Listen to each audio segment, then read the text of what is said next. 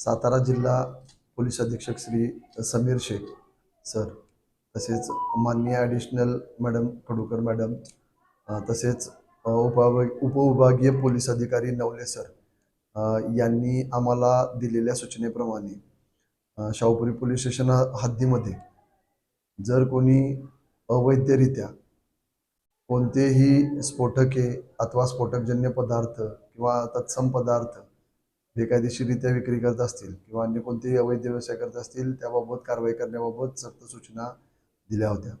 त्या अनुषंगाने आज रोजी आम्ही पोलीस स्टेशन मार्फत वेगवेगळी पथके तयार करून अशा प्रकारचे अवैध धंदे करणाऱ्यांच्या विरुद्ध मोहीम राबवण्यात आली होती। त्या मोहिमेदरम्यान आमच्या पोलीस स्टेशनकडील पोलीस हवालदार गोपनीयचे पोलीस हवालदार श्री दीपक लक्ष्मण पोळ यांना एक गोपनीय माहिती मिळाली की शुक्रवार पेठेमध्ये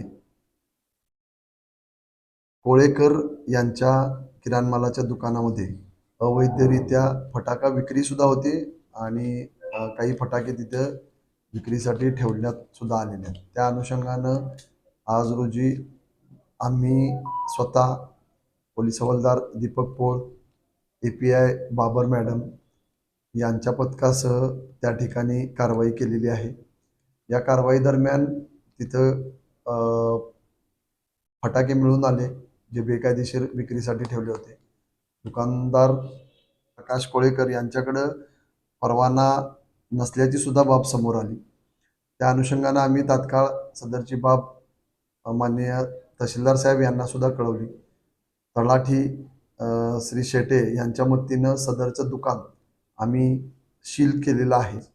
नवीन BNS कलम 288 287 प्रमाणे प्रथम खबर देऊन गुन्हा दाखल करण्यात आलेला आहे। त्या अनुषंगाने दुकानाचे मालक प्रकाश कोळेकर यांना ताब्यात घेतलेले आहे व पुढील कारवाई करीत आहोत। सर, आपल्या पोलीस स्टेशन हद्दीमध्ये अजून असे किती व्यावसायिक असू शकतात किंवा आहेत या संदर्भात काय माहिती आहे?